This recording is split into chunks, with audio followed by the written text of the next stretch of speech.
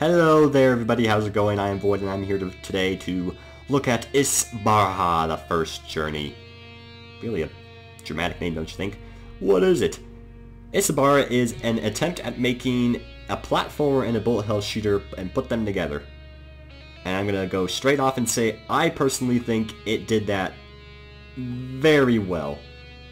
I don't think a platformer and a bullet hell have been done before, and if you're not aware of what a bullet hell shooter is, it's essentially a top-down shoot-'em-up in which your character can only get damage if a bullet hits the very center of your character, and the same applies here. But without further ado, let's go right into it. I could look in the options menu. There's not a whole lot to really look at. I mean, you know, they do have resolution options and full screen textures, but that's about it. Fantastic! Not very high. No, we're going fantastic. There are three main mechanics in the game aside from, you know, the base premise itself. There is a story to the game as well. There are three main mechanics. You have a barrier, a dash. I'm going to go ahead and go on this boss because I believe he'll be a good representation.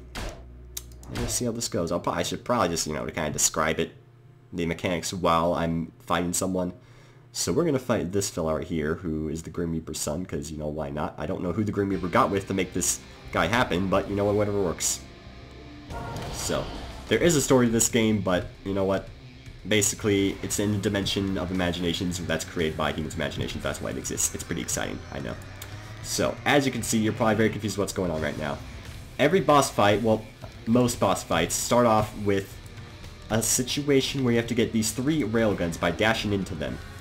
And then once you hit all three of them, there'll be a different phase, which I'll explain once that happens. And as you can see, I just put a barrier and a dash. The blue bars to the right of my character represent how many times I can dash with, so you recharge rather quickly. And I can also press shift click to slow. And the barriers you can both stand on them and they can block bullets like so, which of course can allow you to do nifty things such as that. So let's go and try to get this railgun here so we can hopefully get in the next phase. There we go. And now he's going to turn into a magical energy demon of some sort, and we're going to have to stay in this circle. And once this circle, you'll see it'll start to fill up with this little, I don't know, color, whatever you want to call it. And then once that fills up the entire circle, we can damage him, and we'll have to start the railgun phase over again, in which case we'll have to do that. Then we'll go in another one of these phases and we'll win, because it says this boss only has 2 health. So let's see. And that's pretty much the gist of it. It's kind of hard to, you know, explain it all at once, but that is pretty much how it works. So let's go and barrier these bullets and shift down here and dash like so. There we go. Don't want to fall off. There is no ground on this boss. So bip and bip. There does appear to be openings. Oh, I just let that bullet hit me in the center. Okay, it should be fine, because when you do damage bosses, you're getting health back, which you might think, what, that it shouldn't let you do that. Listen, some of the later bosses are really difficult, so don't worry. If this boss looks maybe a bit slightly too easy, it's like one of the first bosses, and bosses get really difficult later, and there's even a 1 health mode along with a hard and like crazy mode. So, and this is just normal. It's like the 4th boss in the game, so don't you worry a little hard about difficulty. Alright, okay. Let's not let him dash into us. Those orange lines do mean that. Okay, put a barrier right there so those ones says, and then just go downward here.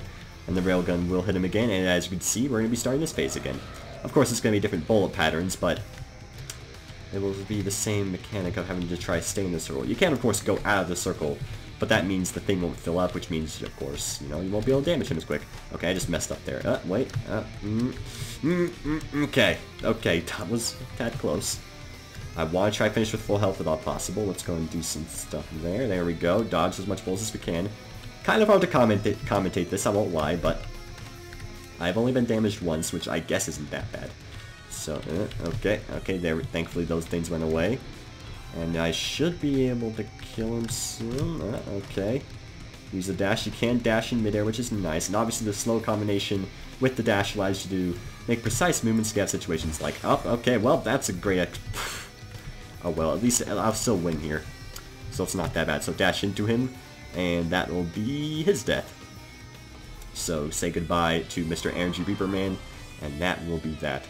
Hopefully the game doesn't crash this time, because last time I selected a level and finished it, the game actually crashed, which was weird.